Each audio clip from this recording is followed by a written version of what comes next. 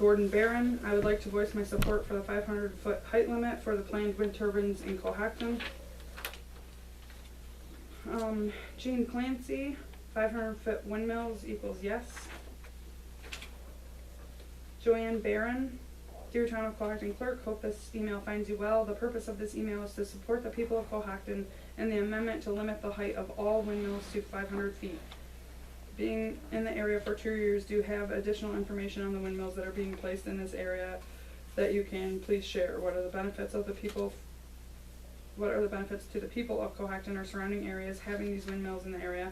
What are the tax reliefs? What is the main maintenance requirements for these windmills? What is the life expectancy of these windmills? What happens to the windmills after their life expectancy? Who is responsible for these windmills? What is the purpose of these windmills? Do they provide energy to the local area or only New York City? What is being done to protect the wildlife such as majestic bald eagles in the area? Thank you. Karen Monroe, I support limiting the height of windmills to 500 feet. I prefer we don't have any more windmills at all, but please don't destroy our land with these abominable, atrocious giants. They look terrible. Phil Sharp, I'm a Steuben County resident of 13 years and a IBEW Local 139 member of 12 years. And during my time living and working in this county and Wayland-Cohocton area, one thing I can say, there is a shortage of our jobs and careers. Being such a beautiful area to live in, local residents could really benefit from the employment opportunities. Projects such as the Barron Wind Farm can definitely aid in this area. Wind farms not only provide a good full-time employment career for site staff, they also provide work for local labor during construction and throughout the life of the project. All areas of the project will need annual maintenance and upkeep that will provide work for local contractors outside the normal site staff. Wind farms provide a generous amount of safe, clean energy to the grid with such a small spread out footprint of land and would be a good benefit for the local economy, providing sales and work for local businesses. I hope to see the Barron Wind Farm project take place on open more opportunities for local people and businesses. Having a clear daily view of the Cohocton Wind Farm, I have never had any concerns or issues with it, and I'm glad to see them in place and providing opportunities for our local area. James Tobin, to whom this concerns, I support the amendment which limits the height of windmills to 500 feet. My address is 135 Davis Road. The Riley family, dear members of the Cohocton Town Board, we would like this correspondence read at the town board meeting tonight. As landowners and taxpayers in this community, we would like to express that we are in favor of the Barron Wind project as proposed in the town of Cohocton and the town of Wayland. Our property, which we own in the towns of Cohocton and Wayland, has been in the family for 4 generations. The only way that we will be able to continue to own the property and be able to pass it down to our children, which would be the 5th generation, would be for the proposed wind project to proceed as planned. With the current economy situation, uncertainty, proposed government tax cuts, and loss of revenue, we believe that the wind project would be a good revenue source for the towns. Because of a few anti-wind residents who are against this project, it is putting the wind project in jeopardy for the other tax-paying citizens who are in favor of the project and want to see the revenues go to the towns and schools to help with the tax base, which would be millions of dollars. Every year the taxes go up and a lot of residents struggle to keep what they own and maintain their homes. Thank you for your time and hope that you see this project as a positive and not a negative for the community. Russell Farrell, to whom it may concern, as a property owner in the town of Cohocton, I would like to go on record at the town meeting on May 19th, 2020. I am a supporter of the Barron Wind project. The revenue this project will bring to the community will benefit it immensely. The Wayland-Cohocton School District alone would lose over $8 million. I was notified that the project had been approved by the board and by the state. This happened last year, and construction on the project was to begin this summer. I am perplexed by how it is that the project is now back up for another vote for the board. For the benefit of the community, I and many others respectfully request that the board allow the project to continue as planned. Conway and Sharon Slayton, this email is to let you know of our support of the Barron Winds project. As landowners, we want to exercise our rights to use our land as we see fit. We do not agree with an amendment that would limit the height of the turbines. The town should have no say in how we use our land. Please record this email for use in the town meeting. Thank you. Excuse me. Could you read that one again, please? Conway Insurance Land. Yes, please. This email is to let you know of our support of the Barren Winds project. As landowners, we want to exercise our rights to use our land as we see fit. We do not agree with an amendment that would limit the height of the turbines. The town should have no say in how we use our land. Please record this email for use in the town meeting. Thank you. Thank you. You're welcome. Bernie Burns, to the town clerk, as a resident of the town of Cohocton, I am vehemently opposed to the recent amendment that would limit the turbine height as to make the project impossible. It will have a severe impact on landowners, local workers, the Cohocton School District, and the towns. To let a small minority of vocal people dictate conditions that will impact hundreds of people is not how democratic government is set up to work. Please stand up to these people and allow the project to continue. Also, please include this email as part of the meeting minutes. As a taxpayer and a voter, signed Bernie Burns. Betsy Burns. I recently was made aware that the Cohocton Town Board introduced an amendment that could make it impossible to build Barren Winds. In the name of a small but vocal minority of Cohocton residents, the Town Board's amendment would reduce the allowable turbine height from 650 feet to 500 feet. I am entirely opposed to this amendment, as this is not the intention of a democratic government. The approval of such an amendment will only have a negative impact on the project beneficiaries, including landowners, local workers, the Cohocton School District, and the towns. This type of wind energy would provide an opportunity to help address New York's growing electricity demand with clean homegrown energy while diversifying Steuben County's economy and supporting jobs in the local community. As a member of this community, I do not support this amendment. Alice Sokolow, dear Cohocton Town Board, please repeal the wind law amendment to change the height to 650 feet. I have watched your past meetings on YouTube and find them highly irregular. The change was in the local wind law, but it was constantly qualified for Barren Winds. In fact, the attorney for Barren Winds assured the board that a full environmental review would occur under Article 10. The wind law should have nothing to do with a specific project. The fiduciary responsibility is for the board to protect the public health and safety. Where is your environmental review? Article 10 takes a hard look at a project in specific areas. It is not a seeker process, and the siting board can override a hard look for the betterment of New York State dumping on our areas. The emergency amendment to Article 10 eliminated the community in the decision. Height and size of turbine does not account for their hard look as demonstrated by the siting board's decision. If the town wants the liability and health and safety, then so be it. Height and size are defined as technical advancements in the emergency amendment by the siting board, minutes prior to Barren Winds amendment decision. The one board member overtly stated she did not receive the environmental review or possibly the EAF until that day. There was no ENB or on the New York DEC website, no 239N referral. There was no documentation of a hard look on the Cohocton website. Additionally, the Dutch Hill Cohocton project modifications and seeker are missing from the Cohocton Town's website. There is no project website that I can find. Please provide the link. The previous link is not available. The DEC regulation states it needs to be maintained for 18 months post-build. Again, this should not be about any project. It should be about public health and safety of the municipality and community. Please do the wind law correctly with a full seeker and notification under GML 239. Your directly impacted neighbor who attended the hearings for Dutch Hill Cohocton Wind, Alice Sokolow.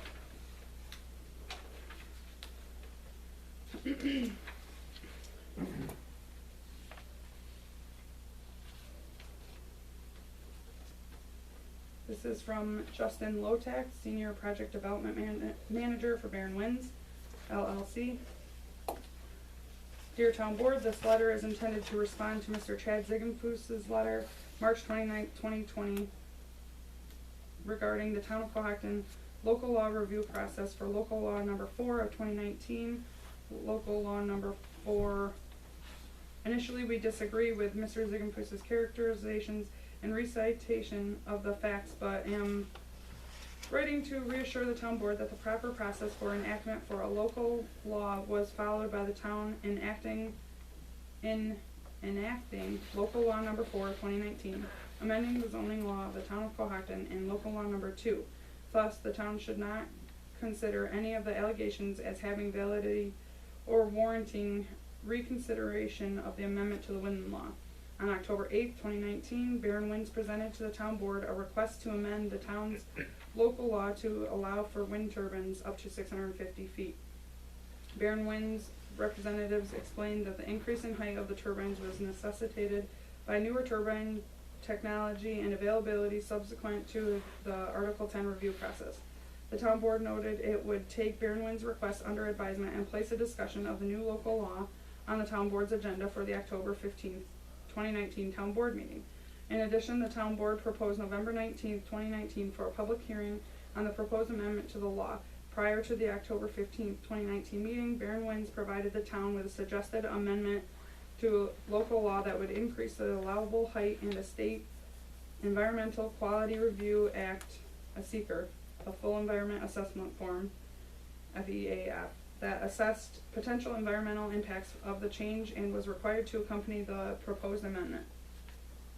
The town requested the town attorney consider the proposed local law amendment and SEAQR implications, draft a local law amending the existing wind law for the town's consideration, excuse me, and forward the proposed local law and FEAF to the county planning board pursuant to the town's obligations under General Municipal Law 239M. The town attorney referred the proposed local law amendment and FEAF to the county planning board on October 15th, 2019, and on October 30th, 2019, the county planning board responded that their review did not reveal any significant inter-community or countywide impacts, and they did not recommend against the change.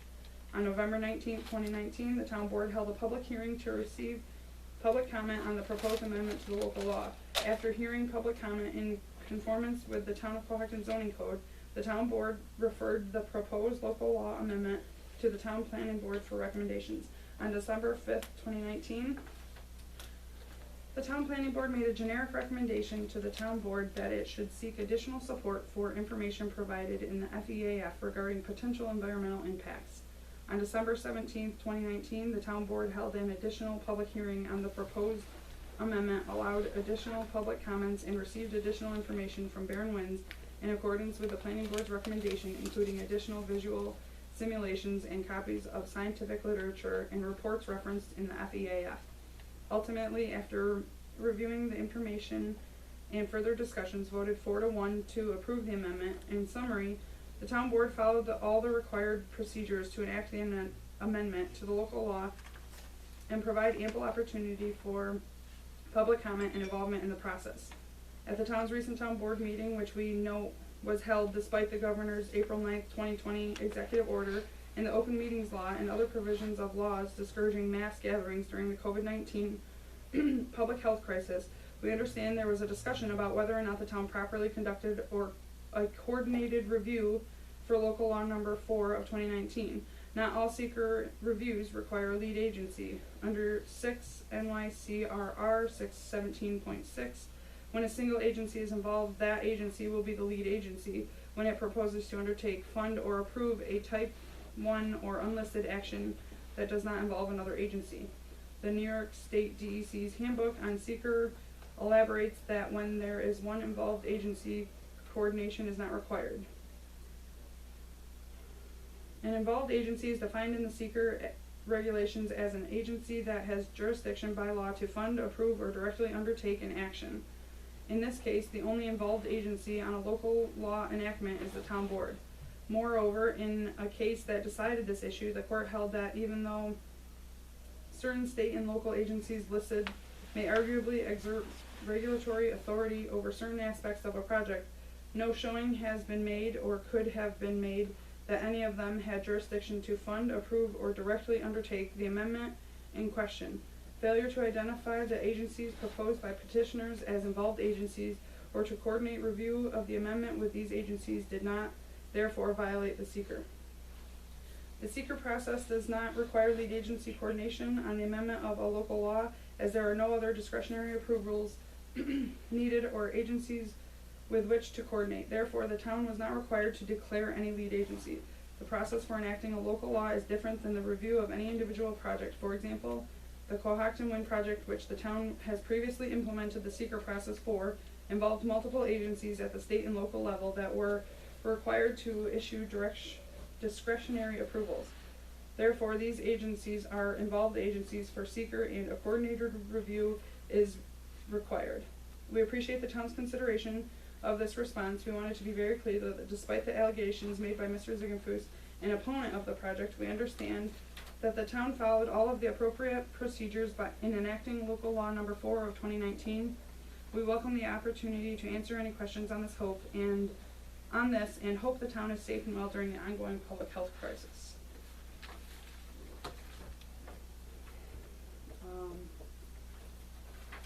That one was dated April 28th, 2020. This is another letter from Justin Lotek for Barron Winds LLC dated May 18th, 2020. I have that one too, if you want me to read that one. I read a few high here.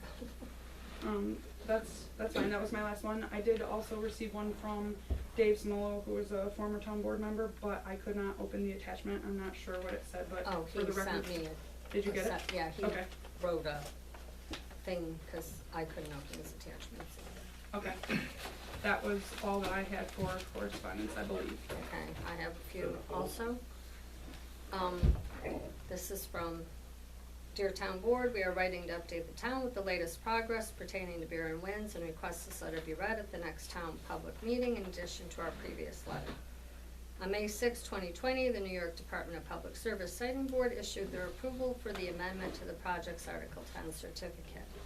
We are now proceeding with the next steps to move Phase 1 of the project into construction, which will consist of 33 turbines within Cohocton, Dansville, and Wayland. The Barron Winds project will provide significant benefits to the town of Cohocton and its neighboring communities. The following are estimates which will ultimately depend on the project size, will provide rough figures for the benefits that will be provided to the town of Cohocton as a result of the Barron Winds project. An average of $350,000 a year in HCA and pilot payments to the town of Cohocton for a total of approximately $8.3 million for the life of the project. An average of $400,000 a year in pilot payments to the Wayland Cohocton School District for a total of approximately $8.1 million over the life of the project.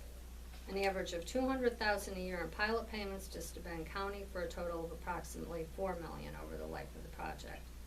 Roughly 200 jobs during the construction phase and 4 to 7 full-time equivalent jobs for operations. Over $800,000 per year in local landowner payments for the project's leaseholders, totaling over $20 million over the project's lifetime. With these benefits, the town of Cohocton has an opportunity to invest in its future through community improvements or tax reductions that benefit all its residents. As always, we are happy to answer any questions regarding the Barron Winds project and the figures above, should any of the town board members or residents of Cohocton have any. Sincerely, Justin Lotek for Barron Winds. This is from Dear Cohocton Town Board members. I am writing to support the further cooperation of our town with our wind partners. As a former town councilman, I observed firsthand the many benefits the town enjoyed with its current Canandaigua Power Partners wind projects. The direct payments to the town have been substantial. I can't imagine what the financial situation would look like without them. We now enjoy the prospect of yet another substantial income stream for the town, surrounding municipalities, and our fellow citizens. Particularly in these unsettling times and the havoc which will follow, I strongly encourage the town to work with the Barron Winds project for the mutual benefit of all involved.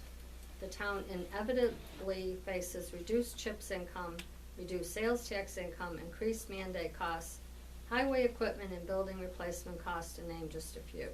With very few economic opportunities in our local area, we need to work closely with those that present themselves.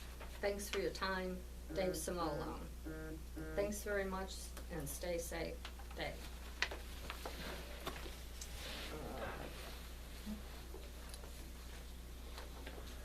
Town Board. I'm writing this as a concerned taxpayer in Cohocton. I've lived here all my life and was involved with the fire company for 30-plus years and helped build the sports complex. My concern is what our current state political